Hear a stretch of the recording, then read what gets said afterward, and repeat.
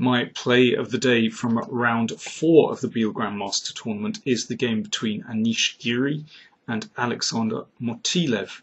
We joined the game after 13 moves, Giri with the white pieces. Now, this is a very familiar pawn structure from many different queen's pawn openings. You can see that white has already played f3 here and would very much like to force through e4. This is kind of favourite type of strategy of Mikhail Botvinnik, and after him Garry Kasparov. So let me just get the colour off the board. Now, this position has been seen before, and in order to, well, minimise the danger of this e4 advance, black has in the past played queen b6, but it's been shown that white has some advantage in that endgame. Instead, Motilev played far more aggressively with b5. Now, white could still play e4, but black has a couple of ways to counter this. One is with queen b6, setting up some threats here, and another is with perhaps b4 and c5, and this becomes extremely double-edged.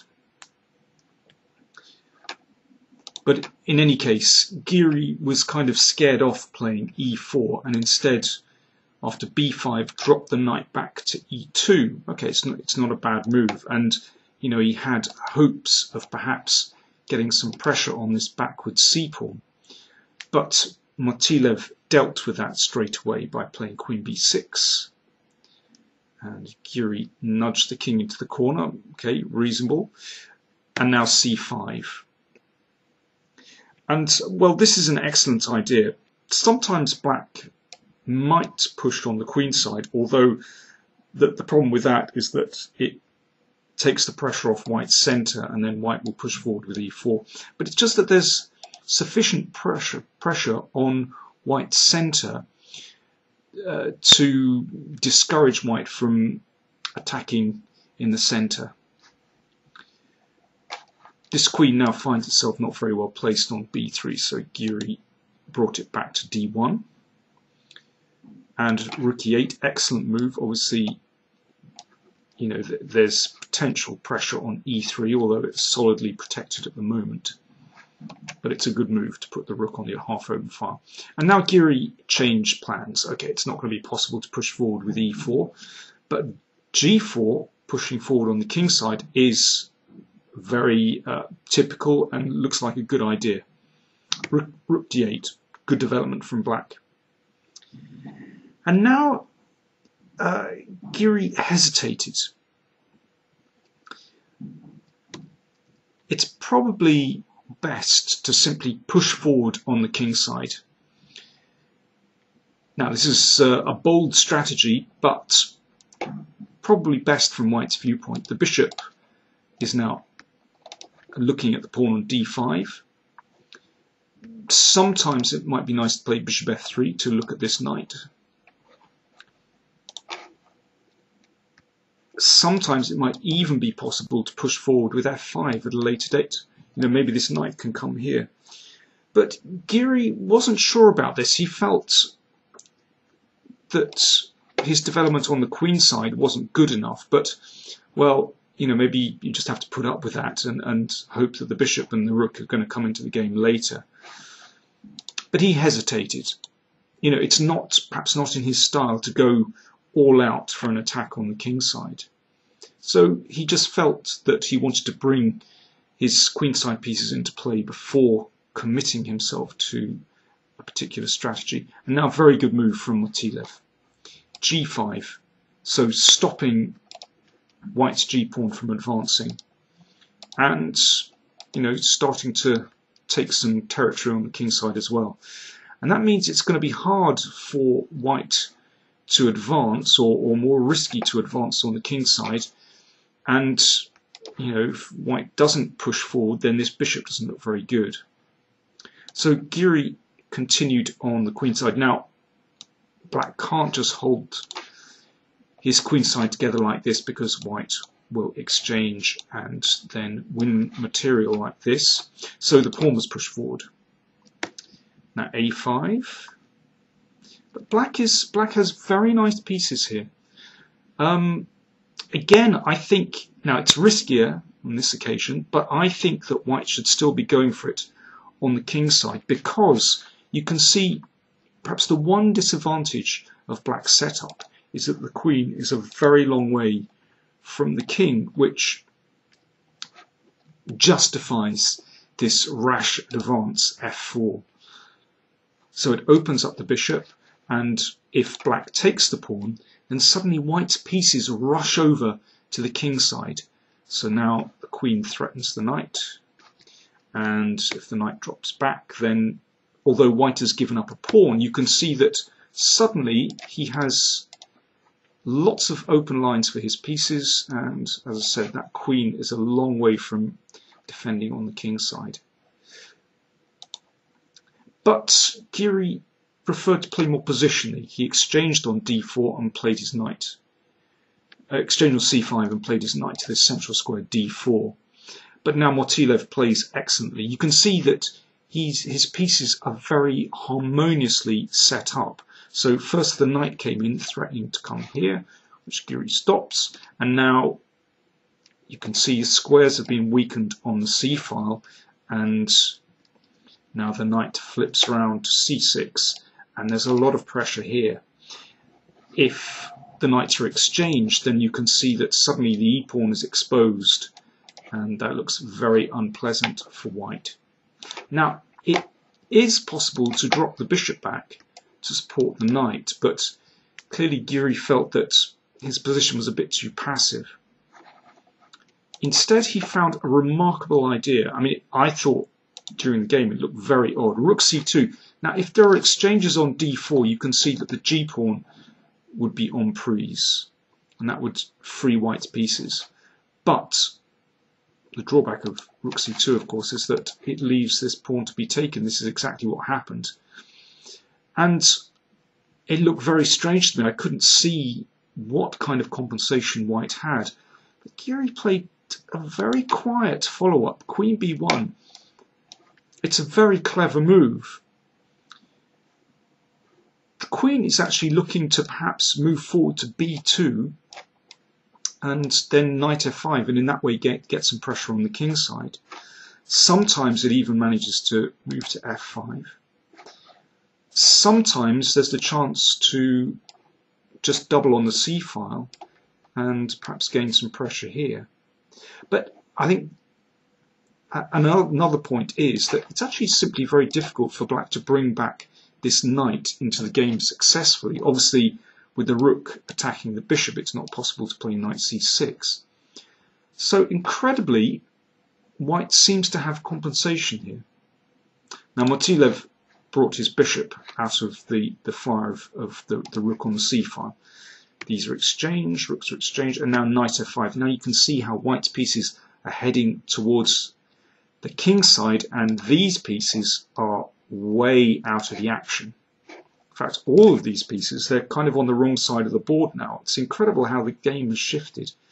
So, for example, if black tries to bring the knight back, which one would like to do, and suddenly f4 opens things up, and things are not so clear.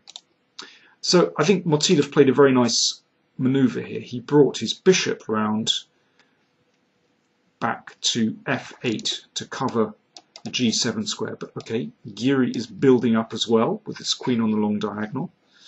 And now Geary goes for it, e4.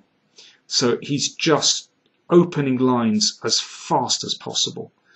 So after this pawn was taken, then bishop takes g5, and suddenly, white's pieces are springing into the game.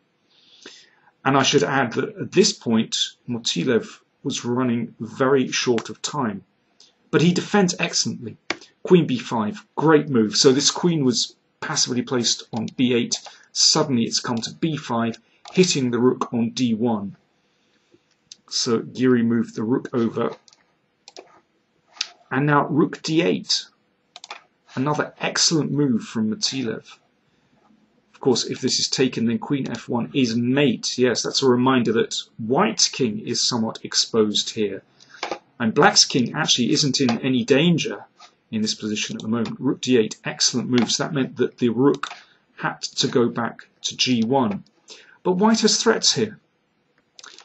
There's this pin threatening to take on f6 to damage black's pawns.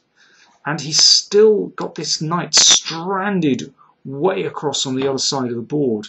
It's a very difficult position. If you feed this position into a computer, then it will tell you that black has a big advantage.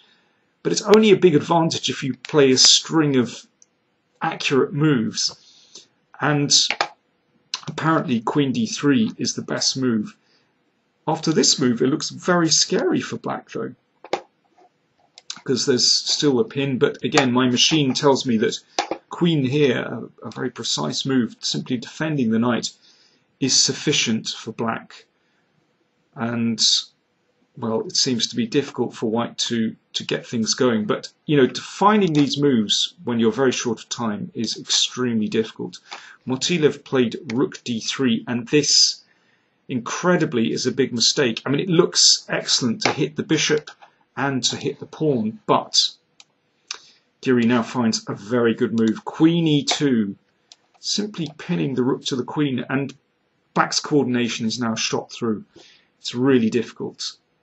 Okay, knight h7 played. If, by the way, if knight takes b3, here's a nice variation.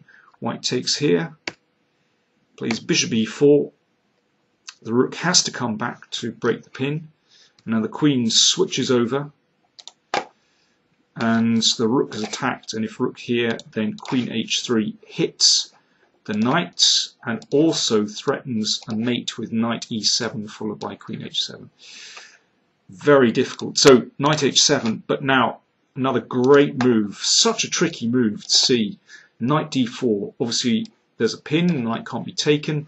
And now the queen is in desperate trouble. If it moves back to a6, keeping hold of the rook, then simply bishop f4, and that rook looks in big trouble. You can see that black's pieces are just thrown to the corners of the board, whereas white's pieces are somehow beautifully coordinated. So Motilev gave up his rook here and hoped to find some counterplay, but actually white is solid enough here and is able to keep everything together. And well, in the flurry of moves before the time control at move 40, things went from bad to worse, and Giri just managed to transpose into a completely winning endgame. Let's just go through the last few moves. Giri's technique was superb here. First of all, activates the rook and bishop, so he's targeting obviously the knight, but also the f7 square, so black cannot play actively. And now a series of accurate moves just finishes the game. This is very nice. So Giri brings the rook back, and that means that the king is cut. The king can't travel over to the queen side, and look, the knight is also dominated by the bishop. And now it's just a case of walking the king into the position.